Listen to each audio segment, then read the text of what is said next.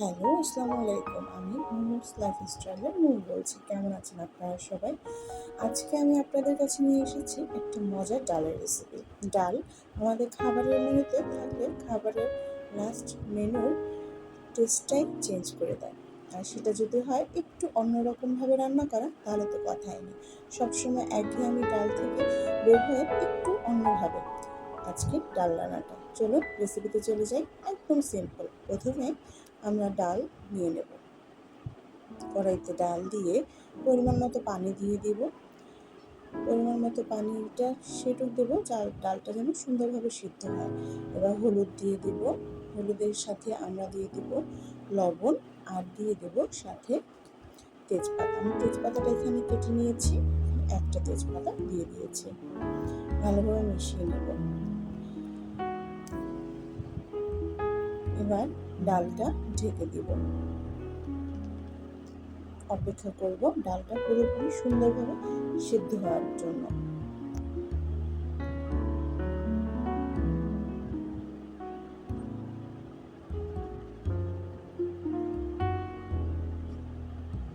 আমার ডালটা প্রায় সিদ্ধ হয়ে এসেছে এবং পানিটাও অনেকখানি টেনে গিয়েছে। এবার আমি ডালটা সুন্দরভাবে একটু স্প্যাচুলা দিয়ে গলিয়ে নেব।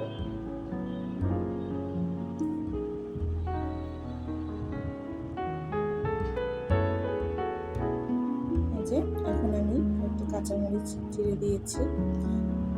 আমি মাঝখানে কাঁচামরিচ দিয়েছি, এর কারণ হচ্ছে কাঁচামরিচের সুন্দর ঘ্রাণটা ডাল থেকে আসে। তাহলে এই তো আমার ডাল সিদ্ধ হয়ে গিয়েছে। এবার আমি বাগারে দেবো। বাগারে দিয়ে দেবো পেঁয়াজ, রসুন দিব। এবার এটাকে ভালোভাবে ভেজে নেব। ভাজার পরে আমি এখন টমেটো দিয়ে দেব।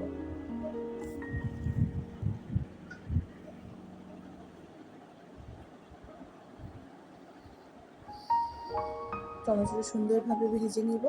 এবার আমি কয়েকটি আস্ত জিরে দিয়ে দেব।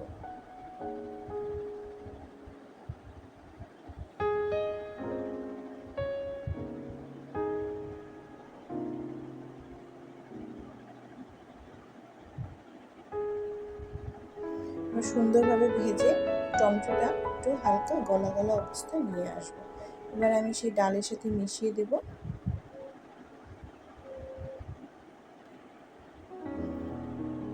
এখন আমি এবার একটু জিরে গুঁড়ো দিয়ে দেব।